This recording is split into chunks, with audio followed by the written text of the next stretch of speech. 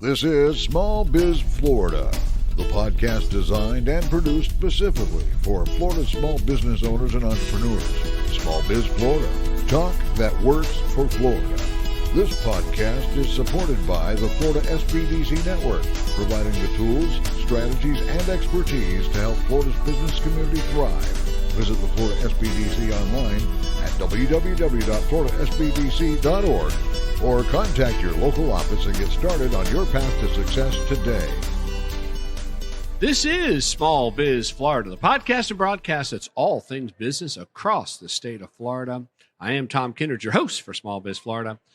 And as you know, we are on the road again. We are attending one of our favorite small business events. It is the Small Business Success Summit, all put on and brought to you by the Florida Small Business Development Center Network. So it's, of course, Old Home Week for us. All the regional directors from all the 9 centers of the SBDC are here. Lots of consultants are here from across the state of Florida. And, of course, starting today, lots of clients and small business owners and operators will be checking in. It's all taking place here at the Westin on the beautiful beach of Fort Lauderdale. And we're kicking everything off with one of our most important critical partners and one of our very best friends in small business. We've got Mr. Mark Kruse, who serves as the Executive Vice President and General Counsel for First Capital Finance. We know them as Florida First Capital. Mark, as always, thank you for taking time out today to be with us here on Small Biz Florida. Again, it goes without saying, Florida First Capital is such a critical and important partner and collaborator with the Florida SBDC Network. So we appreciate all you do to support the small business community in terms of access to capital. Thanks, Tom. It's great to be here again, and we're excited to be partner and sponsor of the event the whole week. That's right. So as a matter of fact, I think you are the primary we sponsor. are the presenting sponsor. Happy to do so. It's a long-standing relationship and just made a lot of sense for all of us. Yeah. So we appreciate that support too of the conference and of the summit, and of course appreciate the day-to-day support in our critical work of helping business owners get access to capital. Before we went on the air, I was actually in an advisory committee meeting for the Florida SBDC, and there was some data presented at the meeting. And of course, one of the top issues for small business owners continues to be access to capital. Certainly. And I heard a word I've never heard today in relations to access to capital, but someone said the urgent need for access to capital, speaking really about that business that has that opportunity presents itself to grow and expand. And when that window opens, they need, that kind of urgent access to capital. So again, cannot thank you enough at Florida First Capital for all you do in helping the small business community. So let's start, as we always do, Mark, just a little bit of background and pathway for you to Florida First Capital. Thanks, Tom. My pathway has been a long and interesting one. I started. You're not that old, Mark. Well, I've got that youthful face. But many years ago, the current CEO, he started with 2 employees with Florida First Capital. He hired me as an intern when I was in law school in Tallahassee. And so I've known Todd for many years. My pathway led working with him after I graduated. It led to the legislature. I worked in the House and the Senate. Todd hired me back again. Then I worked in the governor's office for about 8 years with Governor Scott and Governor DeSantis. And then all that led to Todd reaching out again. And I'm on my 3rd round with Florida First Capital, and I believe this will be my last round. I'm very fortunate to be where I am. But it's been an exciting time. And what a great, we're a nonprofit. Obviously, we're certified development company chartered by the SBA. And, our bread and butter is the SBA 504 loan program, which is, as we all are aware, is really great for small business access to capital. Let's talk about that just for a second. Explain really what is a 504. Everything in our world is acronyms. Sure. So what is an SBA 504 loan? So it just happens to use what's in the federal statute. They typically just use what number is in the federal statute. That's why it's 504. But it's designed for a small business to keep as much money in the pocket of the borrower as possible. The whole idea behind the program is to not get their money tied up in loans where they can't operate their business. And so the borrower typically only has to come up with 10%, so up to 90% financing. The first 50% is we always work with a third-party lender, and I greatly appreciate our banking partners. And they provide 50% and are in first mortgage position. And then the SBA comes in the 40% portion. And typically there's an interim loan until the SBA sells their bonds to do the takeout. But it's a great program. It's used for purchase of fixed capital assets, purchase of a building, build a building, buy dirt, and actually long-term machinery and equipment. So there's actually a specialty program for small business manufacturers that gives a little bit more advantageous funding availability for small manufacturers. So there's Congress made a focus on small manufacturing as well. Nice. Okay. And I think it is important to note that you do work through, and you said this, you work through local lending institutions. So the customer client works with that local bank, but you are there to help the process along. Exactly. We help, if a small business borrower comes to us and they have a banking partner, we'll work with their banking partner.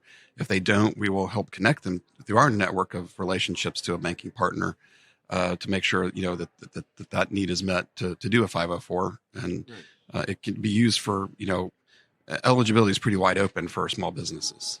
And in terms of coverage of the state of Florida, Florida First Capital has representatives. You don't have to go to Tallahassee to work with Florida First Capital, correct? We are statewide.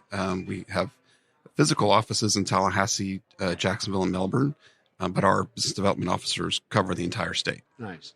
And, at the top of the show here, I've talked again about the partnership and the importance of Florida First Capital to small business. I can tell you right now, just in my region down on the Treasure Coast, we've got multiple loan applications in for 504 loans through Florida First Capital. And I think we recently, did a loan on a craft brew, establishment. Those are pretty unique.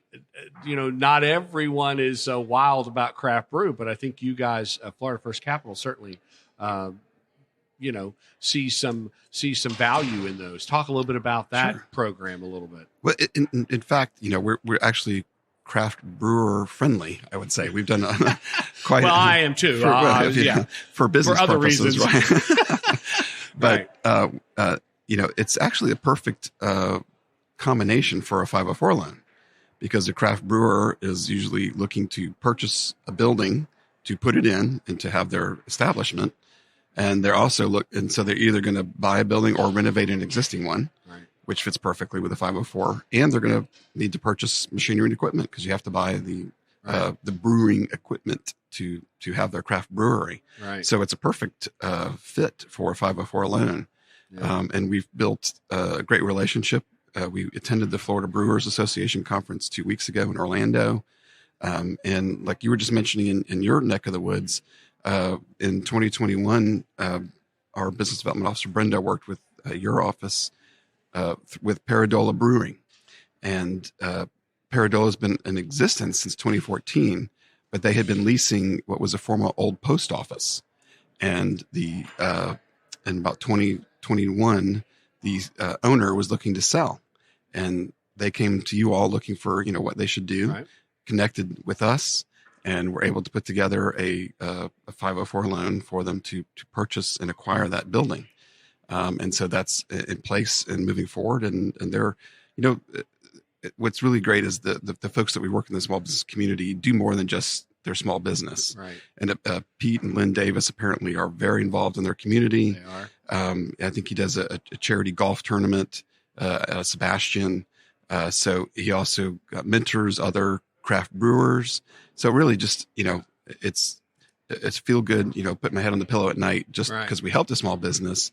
But, as you've seen, our clients are very involved in their community and want to do more for the community than just their own business. So it's really great. And I think, too, in working with Brenda, I have to say what's so nice is and you take an example like Paradola Brewing, what's so nice is Brenda really does walk us through step by step. So, Brenda and I kind of start in the beginning.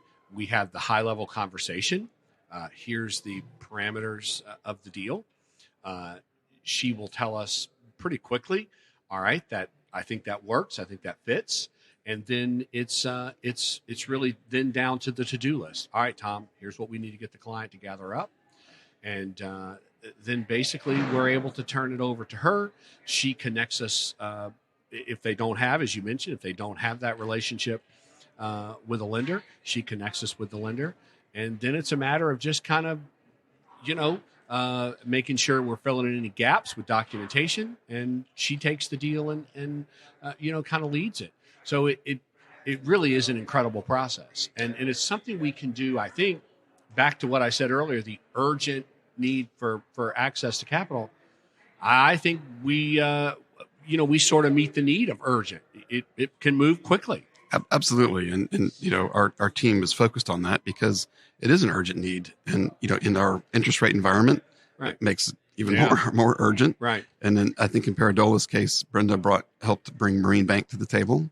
And so that happened to be a case where she had a relationship. Right. And so, it really works that way. And in the conversations with the borrower, it may lead into, well, we have other needs that might not be entirely met by the 504. Right. And we've been fortunate to work closely with now formerly Department of Economic Opportunity, now Florida Commerce. And we help deploy several of their programs, including the State Small Business Credit Initiative, as well as what's called Rebuild Florida, which are programs where funds were provided to the state for recovery from, actually going back to Michael and Irma, that are still available for small businesses that meet other maybe working capital, other kinds of needs. And that is a great point, too, because just the other day, I was talking to Brenda about a potential lending opportunity for a small business, really great project. And after reviewing documentation, Brenda came back to me and said, Tom, I think this is a doable deal. And I think we can leverage some state dollars. So she actually recognized that, identified a gap where she felt she could fill in with state dollars. So exactly. Yeah, absolutely. The business, it's not a one size fits all situation. Right. And we work to help to meet the need. Right. And if we can't provide it, we're going to help locate that source for that small business. And I know we've sort of talking local here about our center, which represents the Treasure Coast, but there are 9 SBDC centers across the state of Florida, and you obviously have the same relationship with all of those that you do with us. Absolutely. It is a statewide partnership, and our business development officers work closely in their regions to provide the same type of assistance you were describing that Brenda does. Right. And so we all work collaboratively to meet their needs. We do the access to capital, and you guys do the important part that the business may need in various other ways. So let's talk. You did talk about, you touched on the SSBCI, another one of those acronyms, State Small Business Credit Initiative, which here at the conference, actually, yesterday, we had a couple of breakout sessions with our good friend and partner, Mason from DEO, talking about the SSBCI. Touch on that a little bit, and how could a small business owner potentially leverage that? Sure. And we were fortunate that Darcy Brown was on that panel with Mason. The great partnership with the department again on this issue. And SSBCI, for our portion that we're helping deploy, it can be used by any certified development company. We just happen to be the coordinator for that.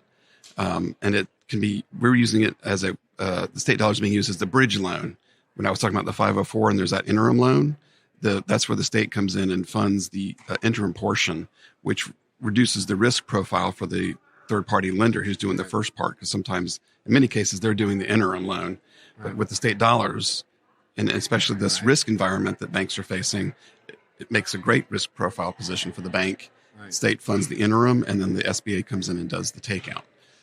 Yeah, and I think you touch on it really a kind of interesting and important issue because these banks, I recently had a conversation with a local community bank, and just amazing what's going on. But correct me if I'm understanding all this incorrectly. But the local banker told me that they're stress testing now a lot of their loans, and even prior to approving a new loan, they're having to take the interest rates that may normally be 8% today. But they're having to really look at that loan at a 10%.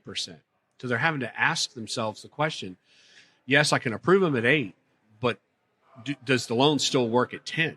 Is that a fair assessment of what's going on in the marketplace? Certainly, when we saw some of the mid-bank issues where there were some failures, I think the regulatory environment for banks has changed. And I think that's where, as we're working with our small businesses and we can bring that SSBCI to the table, that I think changes the dynamic for the bank to say, hey, I can actually do this because I'm not having to worry about the delay in the interim to fund that portion. Right. And so it really makes a significant difference in their evaluation. So you really are now, you're making the banks more comfortable. You're helping to secure the banks in a way that they can do some loans that they may not normally want to do. Exactly. Okay. And in turn, we're helping our customer, the small business owner, get that loan who otherwise it might not happen. Right. No, it all makes great sense. And there are other, you're working with, I guess, one program under the SSBCI, but there are some other elements to SSBCI, collateral gap, and there are other programs, correct? There are, and lenders are able to participate those. They can, as Mason was describing to the group yesterday, they can come up with that package that they want to have the state participate in and bring that to DEO, and they can look at the different programs available and see what makes sense. Right. Or they can tell the department, hey, here's where we have a gap, and this is where we think SSBCI might make sense in this situation. And I certainly don't want to ever put you in a position to predict, but where do you think we're headed in access to capital and banking in general? Do you think maybe we're sort of, headed in the right direction? I know the Fed just raised the rate again, I think 0.25%. Maybe this is the last raise. What do you think? I certainly would never predict what they would do, but I think it's actually the right time, and this is why the 504 is so advantageous, because it's long-term, below-market fixed interest rate. Nice. And like we talked about, it's up to 90% financing. And so if they've got a need, now's the time to take advantage of that. And, we can work with all these different programs to make that work for the bank too. So I would say, these are the kinds of times where the types of programs and things we work with you all on make total sense for small business to take advantage now. In the state of Florida, even with all that's going on in the economy, the state of Florida has not stopped. Oh, no. Things are happening. Florida is, I think you've seen, with how the governor has made strategic decisions to make sure we remained open. Right. And it's our economy is proving that. Right. And sales tax collections are up dramatically. People are moving here. It's just a great place to be. And I'm a native Floridian myself, from Jacksonville and now in Tallahassee. Nice. So I guess where does someone start in accessing?